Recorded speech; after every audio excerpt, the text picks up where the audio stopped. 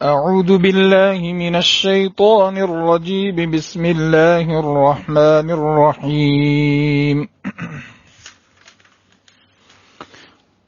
وَلَقَدْ فَتَنَّا قَبْلَهُمْ قَوْمَ فِرْعَوْنَ وَجَاءَهُمْ رَسُولٌ كَرِيمٌ أَنْ أَدُّوا إِلَيَّ عِبَادَ اللَّهِ إِنِّي لَكُمْ رَسُولٌ أَمِينٌ وَأَن لَّا تَعْلُوا عَلَى اللَّهِ إِنِّي آتِيكُم بِسُلْطَانٍ مُّبِينٍ وَإِنِّي عُذْتُ بِرَبِّي وَرَبِّكُمْ أَن تَرْجُمُونِ وَإِن لَّمْ تُؤْمِنُوا لِي فَاعْتَزِلُونِ فَدَعَا رَبَّهُ أَنَّ هَٰؤُلَاءِ قَوْمٌ مُجْرِمُونَ فَأَسْرِ بِعِبَادِي لَيْلًا إِنَّكُم مُّتَّبَعُونَ وَاتْرُكِ الْبَحْرَ رَهْوًا إِنَّهُمْ جُندٌ مُّغْرَقُونَ كَمْ تَرَكُوا مِن جَنَّاتٍ وَعُيُونٍ وَزُرُوعٍ وَمَقَامٍ كَرِيمٍ وَنَعْمَةٍ كَانُوا فِيهَا فَاكِهِينَ كَذَلِكَ وَأَوْرَثْنَاهَا قَوْمًا آخَرِينَ فَمَا بَكَتْ عَلَيْهِمُ السَّمَاءُ وَالْأَرْضُ وَمَا كَانُوا مُنظَرِينَ صدق الله العظيم. الحمد لله رب العالمين والصلاة والسلام على سيد الأنبياء وإمام المرسلين وعلى آله وصحابته أجمعين. اما بعد، محترم اور مکرم سامعین و ناظرین، بزرگوں، دوستوں، عزیزوں اور جوانوں اور معزز خواتین، ماؤں اور بہنوں، آج سن ہجری 1441 23 رمضان المبارک اور اتوار کا دن ہے، اور سورہ دخان کے تیسرے حلقہ درس قرآن میں ہم لوگ شریک ہیں۔ دعا کرتے ہیں کہ اللہ تبارک و تعالی ہمیں اس درس قرآن سے نفع پہنچائے۔ علم و عمل میں، روحانیت میں، قرب خداوندی میں، تعلق مع اللہ میں، رسول اللہ صلی اللہ علیہ وسلم کے ساتھ اور آپ کی سنتوں کے ساتھ عشق و محبت میں، توحید میں، رسالت پر ایمان میں، جنت و جہنم کے یقین میں، اور اللہ تبارک و تعالی کی قدرت کے کامل ہونے کے یقین میں اضافے کا ذریعہ اور سبب بنائے۔ وَلَقَدْ فَتَنَّا قَبْلَهُمْ قَوْمَ فِرْعَوْنَ وَجَاءَهُمْ رَسُولٌ كَرِيمٌ۔ ہم نے کل عرض کیا تھا آخر میں کہ مکہ کے مشرکین اور کفار نے جب رسول اللہ صلی اللہ علیہ وسلم کی بات نہیں مانی اور بہت ستایا، پریشان کر دیا، تو پھر اللہ کے رسول صلی اللہ علیہ وسلم نے ان کے لیے بد دعا کی تھی، اور اللہ تبارک و تعالی نے ایک تفسیر کے بموجب تو قحط سالی کے ذریعے اور پھر بدر میں ان کو مزہ چکھایا، عذاب میں مبتلا کیا، اور دوسری تفسیر کے مطابق قیامت سے پہلے دھوئیں کی صورت میں قیامت کی ایک نشانی ظاہر ہوگی، اور پھر اصل عذاب تو آخرت میں ہوگا۔ اللہ تعالی مہلت دیتے ہیں، جیسا کہ فرمایا تھا اِنَّا كَاشِفُ الْعَذَابِ قَلِيلًا إِنَّكُمْ عَائِدُونَ، تھوڑا ہم عذاب کو کھول دیں گے، ہٹا لیں گے، تم پھر اپنی اسی کفر و شرک اور ظلم و زیادتی کی ڈگر اور روش پر پلٹ کر آ جاؤ گے۔ اور پھر یوم نبطش البطشۃ الکبریٰ، یوم نبطش البطشۃ الکبریٰ انا منتقمون، ہم زبردست انتقام اور بدلہ لینے والے ہیں، زبردست گرفت کریں گے۔ ہم نے عرض کیا تھا کہ اس گرفت اور دشمنوں کو اور ظالموں کو دبوچ لینے کی ایک مثال جو حضرت موسیٰ علیہ السلام کے زمانے میں پیش آئی، اس کو آگے بیان کیا گیا ہے کہ اللہ تعالیٰ کیسے گرفت فرماتے ہیں، کیسے دبوچتے ہیں، پہلے کیسے آزماتے ہیں، مہلت دیتے ہیں، ڈھیل دیتے ہیں، حجت پیش کرتے ہیں، حجت تام کر دیتے ہیں، پوری کر دیتے ہیں، جب کوئی بہانہ باقی نہیں رہتا تو اللہ تعالیٰ پھر اچانک کیسے دبوچ لیتے ہیں کہ ظالم کو پتہ ہی نہیں چلتا کہ گرفت کدھر سے آئی۔ فرمایا اللہ تبارک و تعالی نے وَلَقَدْ فَتَنَّا قَبْلَهُمْ قَوْمَ فِرْعَوْنَ وَجَاءَهُمْ رَسُولٌ كَرِيمٌ، اور ہم نے ان سے پہلے یعنی مکہ کے کافروں اور مشرکین سے پہلے فرعون کی قوم یعنی قبطیوں کو آزمایا، اور ان کے پاس ہم نے ایک معزز رسول کو بھیجا تھا۔ وہ رسول معزز تھا، عزت والا، مکرم، اس سے مراد حضرت موسیٰ علیہ السلام ہے۔ اور حضرت موسیٰ علیہ السلام اور کوئی بھی رسول اللہ تبارک و تعالی کی نگاہ میں معزز اور عزت والا ہوتا ہے، چاہے دنیا والے اسے عزت کی نگاہ سے نہ دیکھتے ہوں۔ اسی طریقے سے ایمان والوں کی نگاہ میں وہ معزز ہوتا ہے، عزت والا ہوتا ہے، اور ویسے ہر رسول معزز ہوا کرتا ہے اپنی ذات کے اعتبار سے، اس وجہ سے کہ وہ جس معاشرے میں رسول بنا کر بھیجا جاتا ہے وہ اس معاشرے میں اس خاندان سے اٹھایا جاتا ہے جس خاندان کی اس معاشرے میں عزت ہوا کرتی ہے۔ جاءہم رسول کریم، اور ہم نے ان مکہ کے مشرکوں سے پہلے فرعون کی قوم کو بھی آزمایا تھا، قبطیوں کو بھی آزمایا تھا، ہم نے ان کو آزمایا تھا، یعنی ہم نے ان کو مہلت دی تھی، اس قوم کو ایک موقع دیا تھا۔ اور اللہ تبارک و تعالی جب آزمانا چاہتے ہیں تو مہلت دیتے ہیں، موقع دیتے ہیں، روزی میں وسعت کر دیتے ہیں، مال و اسباب کی ریل پیل کر دیتے ہیں، بہا دیتے ہیں، لیکن پھر یہ چیزیں بجائے اللہ تعالی کے شکر کے، اس کے ماننے کے گناہوں میں اندر تک پہنچ جانے، دور تک نکل جانے کا سبب ہو جاتی ہیں۔ وہ کمزوروں کو دبانے لگتے ہیں، وہ ظلم و زیادتی کرنے لگتے ہیں۔ ایسے ہی حکومت ان کو عطا کر دی جاتی ہے، ان حکومت والوں کو اور حکومتوں کو بھی اللہ تبارک و تعالی موقع دیتے ہیں، استدراج کرتے ہیں، ڈھیل دیتے ہیں، اور اگر وہ پھر کمزوروں کو دباتے ہیں، زیادتی کرتے ہیں، ظلم کرتے ہیں، پچھڑے ہوئے لوگوں کو، غریبوں کو ستاتے پھرتے ہیں، رعایا کو، ماتحت قوم کو پریشانیوں میں مبتلا کیے رکھتے ہیں، اللہ تبارک و تعالی ان کو پھر پکڑتے ہیں۔ تو یہ ایک آزمائش ہوتی ہے فراوانی کی، اسباب کی،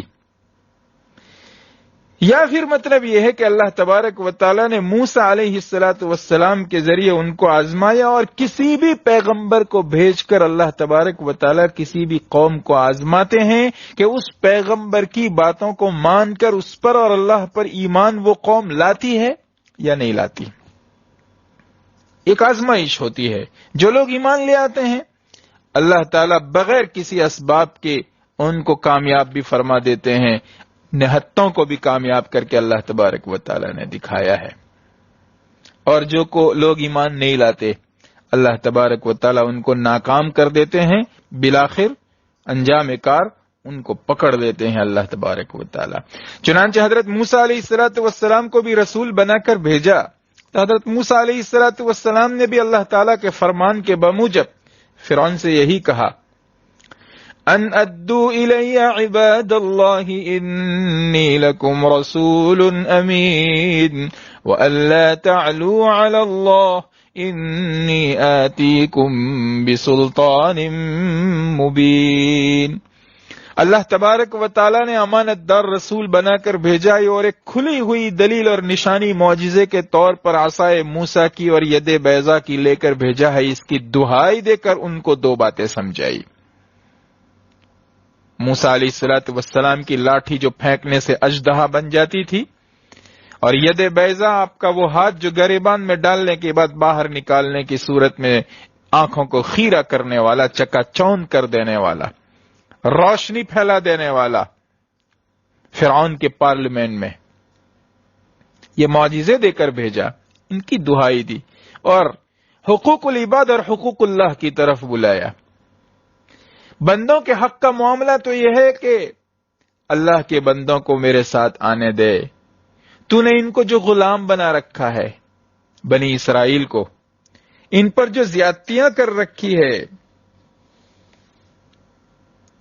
ان کو جو پریشان کر رکھا ہے، بنی اسرائیل مراد ہے، اس لیے کہ سورہ طٰہٰ میں اللہ تبارک و تعالیٰ نے ارشاد فرمایا، حضرت موسیٰ و ہارون کو حکم دیا، فَأْتِيَاهُ فَقُولَا إِنَّا رَسُولَا رَبِّكَ فَأَرْسِلْ مَعِيَ بَنِي إِسْرَائِيلَ وَلَا تُعَذِّبْهُمْ۔ تم دونوں فرعون کے پاس جاؤ اور اس سے کہو کہ ہم تیرے پروردگار کی طرف سے بھیجے ہوئے رسول ہیں، میرے ساتھ بنی اسرائیل کو بھیج دے اور ان کو مت ستا، ان کو غلام بنا کر مت رکھ، چھوڑ دے ان کو، ہم آزادانہ طور پر جس طرح رہنا چاہیں گے، جہاں جانا چاہیں گے، جس طرح رہنا چاہیں گے رہیں گے، چھوڑ دے۔ ان ادو الی عباد اللہ، اللہ کے بندے یعنی بنی اسرائیل میرے حوالے کر دے، میں تمہاری طرف بھیجا ہوا اللہ کا امانت دار رسول ہوں، اس نے مجھے یہ حکم دیا ہے۔ یہ بندوں کے حقوق کی طرف توجہ دلایا کہ تمہارے پاس حکومت ہے، سلطنت ہے، پاور ہے، فوج ہے، طاقت ہے، مت ستاؤ پچھڑوں کو، مت ستاؤ، مت دباؤ کمزوروں کو، مت پریشان کرو، مت غلام بنا کر رکھو، چھوڑ دو، جینے دو ہر ایک کو اس کے ڈھنگ سے، اس کے طریقے سے، اس کے انداز میں۔ اور دوسرا وَأَلَّا تَعْلُوا عَلَى اللَّهِ، وَأَلَّا تَعْلُوا عَلَى اللَّهِ، اور اسی طریقے سے اللہ تبارک و تعالیٰ کے سامنے سرکشی مت کرو، اللہ کو اپنی طاقت مت دکھاؤ۔ میں تمہارے پاس ایک کھلی ہوئی دلیل پیش کرتا ہوں، عصائے موسیٰ جو اژدہا بن جاتا تھا، اللہ کو اکڑ مت دکھاؤ، اللہ کے سامنے تکبر مت کرو، اس کے سامنے گردن مت اٹھاؤ، وہ بہت زبردست طاقت والا ہے، بہت زبردست طاقت والا ہے۔ جب حضرت موسیٰ علیہ السلام نے یہ باتیں ارشاد فرمائی تو پھر کیا ہوا؟ فرعون سوچنے لگا کہ یہ ہمارے سامنے اس طرح بات کرتا ہے،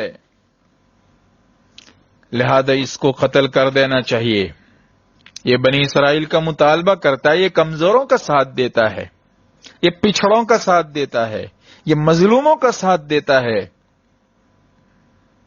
لہذا اس کو گرفت میں لینا چاہیے، قتل کر دوں گا اس کو میں۔ اس نے دھمکی دی، قتل کی۔ تو حضرت موسیٰ علیہ السلام نے کہا وَإِنِّي عُذْتُ بِرَبِّي وَرَبِّكُمْ أَن تَرْجُمُونِ، تم مجھے سنسار کر دو، پتھر مار کر ہلاک کر دو، اس بات سے تو میں اپنے رب اور تمہارے رب کی پناہ میں جا چکا ہوں، لہذا تم میرا کچھ نہیں بگاڑ سکتے، تم میرا کچھ بھی نہیں بگاڑ سکتے۔ سورہ مومن میں اللہ تعالیٰ نے اس کو اس انداز سے بیان فرمایا ہے کہ حضرت موسیٰ علیہ السلام نے یہ فرمایا وَإِنِّي عُذْتُ بِرَبِّي وَرَبِّكُم مِّن كُلِّ مُتَكَبِّرٍ لَّا يُؤْمِنُ بِيَوْمِ الْحِسَابِ۔ پارلیمنٹ میں حضرت موسیٰ علیہ السلام فرعون سے بات کر رہے ہیں، انداز دوسرا ہے، میں اپنے رب اور تمہارے رب کی پناہ میں آ چکا ہوں ہر اس متکبر اور گھمنڈی آدمی سے جو کہ حساب کے اور آخرت کے دن پر ایمان نہیں رکھتا۔ فرعون متکبر بھی تھا اور حساب اور آخرت کے دن پر ایمان نہیں رکھتا تھا، اور حساب کے دن پر ایمان نہیں تھا، اسی لیے ظلم کرتا تھا، اور جن کے پاس طاقت ہوتی ہے آخرت پر ایمان نہیں ہوتا، بدلے کے دن کا یقین نہیں ہوتا۔ اللہ تبارک و تعالی ایک ایک چیز کا حساب لینے والے ہیں، دودھ کا دودھ اور پانی کا پانی کرنے والے ہیں۔ ظلم و زیادتی جتنی بھی کرو گے اللہ تعالیٰ سب حساب چکانے والا ہے۔ جب اس کا یقین نہیں ہوتا تو وہ لوگ ظلم و زیادتی میں بہت آگے نکل جاتے۔ تو حضرت موسیٰ علیہ السلام نے فرمایا تم میرا کچھ نہیں بگاڑ سکتے، میں اپنے رب اور تمہارے رب کی پناہ میں آ چکا ہوں۔ فرمایا وَإِن لَّمْ تُؤْمِنُوا لِي فَاعْتَزِلُونِ، اور اگر تمہیں میری بات نہیں ماننی اور اگر تمہیں مجھ پر ایمان نہیں لانا، فَاعْتَزِلُونِ، تو مجھ سے الگ ہو جاؤ نا، مجھ سے پرے ہو جاؤ، مجھ سے دور رہو، مجھ سے الگ رہو، مجھ سے دور رہو، لا لی ولا علیک، تم مجھ سے کچھ لینا دینا مت رکھو، مجھے اپنا کام کرنے دو، میں جس مقصد کے لیے آیا ہوں مجھے اپنے مقصد کی محنت کرنے دو، نہ میں تمہاری باتوں میں رکاوٹ بنوں نہ تم میری باتوں میں رکاوٹ بنو، مجھے اپنے حال پر چھوڑ دو نا، کیوں مجھے ستاتے پھرتے ہو، کیوں میرے کام میں رکاوٹ ڈالتے ہو، کیوں مجھے الجھائے رکھتے ہو، کیوں میرا وقت برباد کرتے ہو۔ لیکن جن کے دل دماغ پر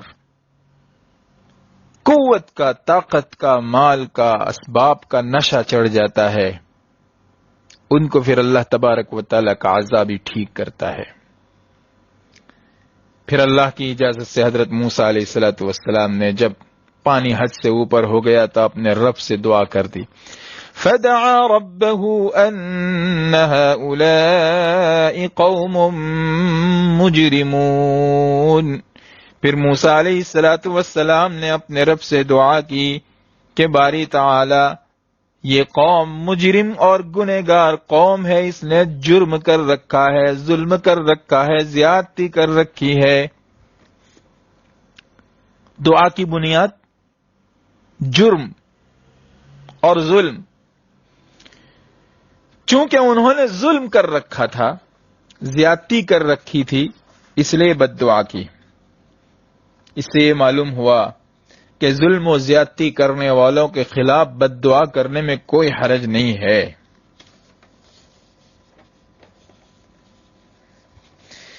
صاحب کشاف رحمت اللہ علیہ نے بیان فرمایا ہے کہ یا تو حضرت موسیٰ علیہ السلام یہ دعا کرتے تھے اللہم عجل لہم ما یستحقونہ باجرامہم، یا اللہ اس ظلم و زیادتی کی پاداش میں، اس کے نتیجے میں یہ جس عذاب کے مستحق ہے جلدی سے وہ عذاب بھیج دے۔ اور فرمایا یا تو وہ یہ دعا کرتے تھے ربنا لا تجعلنا فتنة للقوم الظالمین، اے ہمارے رب تو ہمیں ظالم قوم کے لیے فتنہ اور آزمائش نہ بنا۔ یہ بد دعا ان کے جرم کی وجہ سے تھی، اللہ تعالیٰ نے دعا کو قبول کر لیا اور حضرت موسیٰ علیہ السلام کو ہدایتیں عطا فرمائی، وہی بھیجی، آگے کی پوری پلاننگ کر کے دی، پورا پلان ڈیزائن کر کے دیا اللہ تبارک و تعالیٰ نے کہ آئندہ اب تمہیں کیا کرنا ہے، اللہ کی مدد کیسے اترتی ہے، پلاننگ پوری. فَأَسْرِ بِعِبَادِي لَيْلًا إِنَّكُمْ مُتَّبَعُونَ، میرے بندوں کو یعنی بنی اسرائیل کو اے موسیٰ تم رات کے وقت لے کر نکل جاؤ. انکم متبعون، اس لیے کہ تمہارا یقیناً پیچھا کیا جائے گا، اس لیے کہ نہ یہ بنی اسرائیل کو چین سے بیٹھنے دینا چاہتے ہیں، نہ سکون سے جینے دینا چاہتے ہیں، اور نہ تمہارے ساتھ جانے بھی دینا چاہتے ہیں. یہ غلام بنا کر ان مظلوموں پر زیادتی کرنا ہی اپنا شیوا رکھنا چاہتے ہیں. اس لیے تم میرے بندوں کو بنی اسرائیل کو لے کر رات کی تنہائیوں میں اندھیروں میں نکل جاؤ. انکم متبعون، یقیناً تمہارا پیچھا کیا جائے گا. رات کو نکلو گے اور یہ لوگ پیچھا کریں گے تو پیچھے آنے تک میں تم رات کو اتنی دور نکل جاؤ گے کہ وہ تمہارا تعاقب نہیں کر پائیں گے، تم کو پکڑ نہیں پائیں گے. تم ان سے کافی دور نکل جاؤ گے، تب یہ چوکنا ہو کر تمہارے پیچھے پیچھے آئیں گے، لیکن پیچھا ضرور کریں گے. یہ ہوتی ہے ظالموں کی فطرت، ظالموں کا مزاج. یہ ہوتی ہے ظالموں کی فطرت اور ظالموں کا مزاج. مشرکین مکہ اور فرعونیوں اور قبطیوں کے درمیان بہت جوڑ اور مناسبت ہے، سیم مزاج، اور ہر ظالم ایسا ہوتا ہے. دیکھا نہیں رسول اللہ صلی اللہ علیہ وسلم کو ہجرت کرنے پر مجبور کر دیا، اپنے وطن سے نکلنے پر مجبور کر دیا، اور مدینہ منورہ پہنچ گئے حضرات صحابہ، اور رسول اللہ تو بھی چین کی سانس لینے دینا پسند کیا نہیں.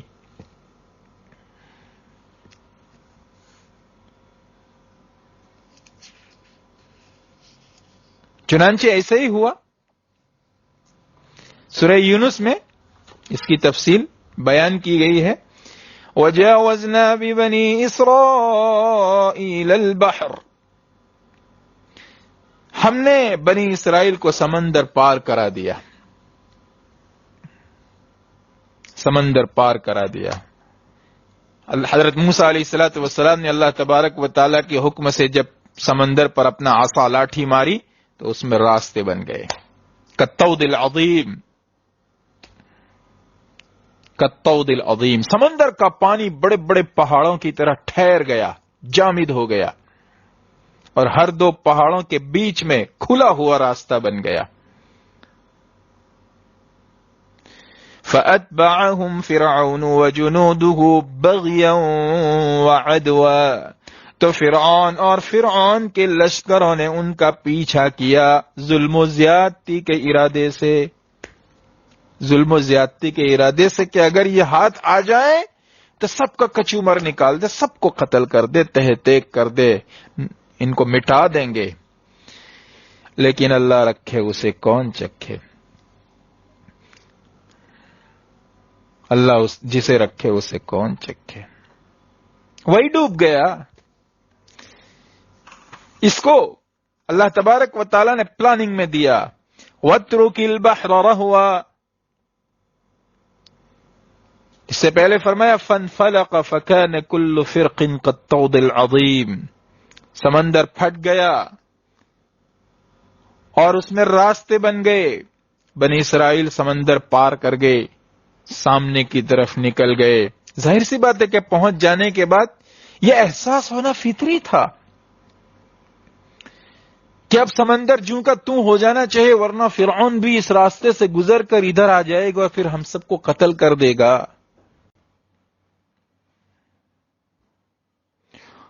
اور حضرت موسیٰ علیہ السلام نے بھی ایک قول کے بموجب ادھر پہنچ کر چاہا کہ اب سمندر جوں کا توں ہو جائے. اللہ تعالیٰ نے اسی کو فرمایا وَاتْرُكِ الْبَحْرَ رَهْوًا، اور سمندر کو تھما ہوا چھوڑ دو، فرجے والا چھوڑ دو. جس طرح کا بن گیا ہے، ٹھہر گیا ہے سمندر، سمندر کی لہروں کو ہواؤں میں پہاڑوں کی طرح جامد کر دیا، جما دیا، ایسا ہی چھوڑ دو. آنے دو فرعون کو اندر، آنے دو فرعون کے لشکروں کو اندر. دیکھیے اللہ تبارک و تعالیٰ کی طاقت کیسی ہوتی ہے، مہلت دیتا ہے، ڈھیل دیتا ہے۔ اور حضرت موسیٰ علیہ السلام کو بتا دیا انہم جند مغرقون، یہ جو لشکر آ رہا ہے وہ ڈوبنے والا ہے، ان کے حق میں، ان کی تقدیر میں یہ لکھا جا چکا ہے کہ یہ لشکر ڈوب جائے گا۔ چنانچہ وہ لشکر اندر اترتا ہے اور اللہ تبارک و تعالی سمندر کو حکم دیتے ہیں کہ جیسے بہ رہا تھا ویسے اپنی ٹھاٹھے مارتی ہوئی موجوں کے ساتھ بہنا شروع کر، چنانچہ پورا لشکر فرعون سمیت ایک ساتھ ہلاک و برباد ہو گیا۔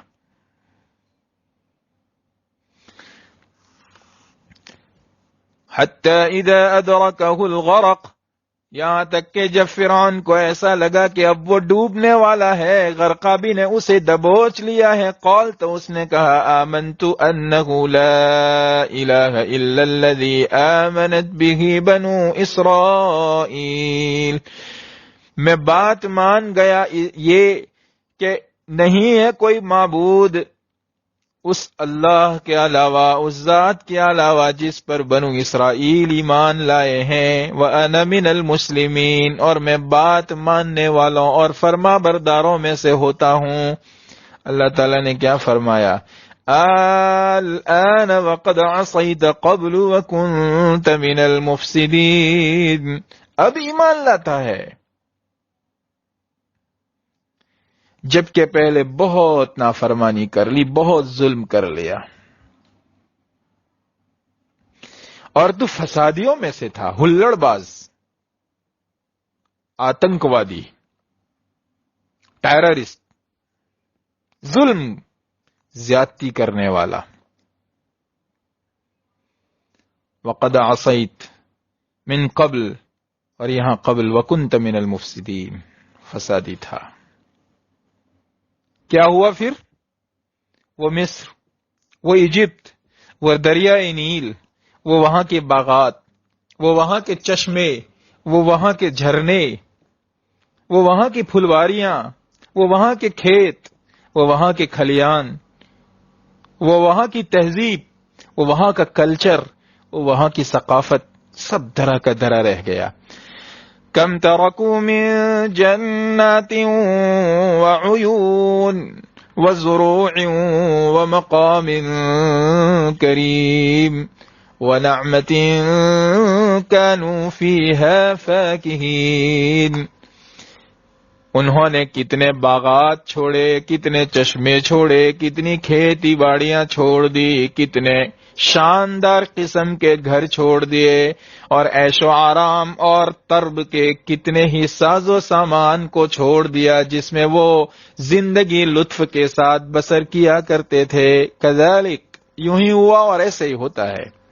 وَأَوْرَثْنَاهَا قَوْمًا آخَرِينَ، اور ہم نے اس سرزمین کا مالک و وارث کسی اور قوم کو بنا دیا۔ دوسری جگہ ارشاد ہے وہ بنی اسرائیل ہی کو بنا دیا،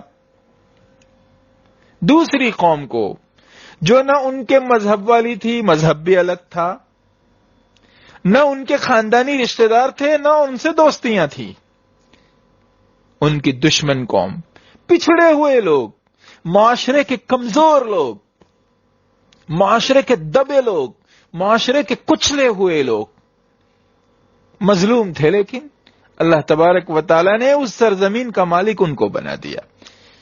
اور ان کے بارے میں کیا کہا؟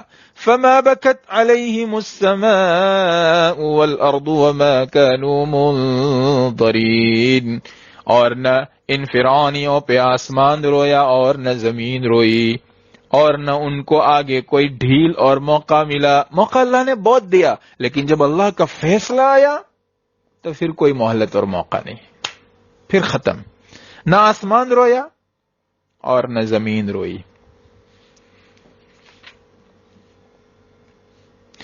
یعنی انہوں نے زمین پر کوئی ایسا عمل صالح اچھا کام کیا ہی نہیں تھا کہ ان کے مر جانے پر زمین کو رونا آتا، اور نہ کوئی اچھا نیک عمل کر کے آسمانوں میں پہنچایا تھا کہ ان پر آسمان روتا۔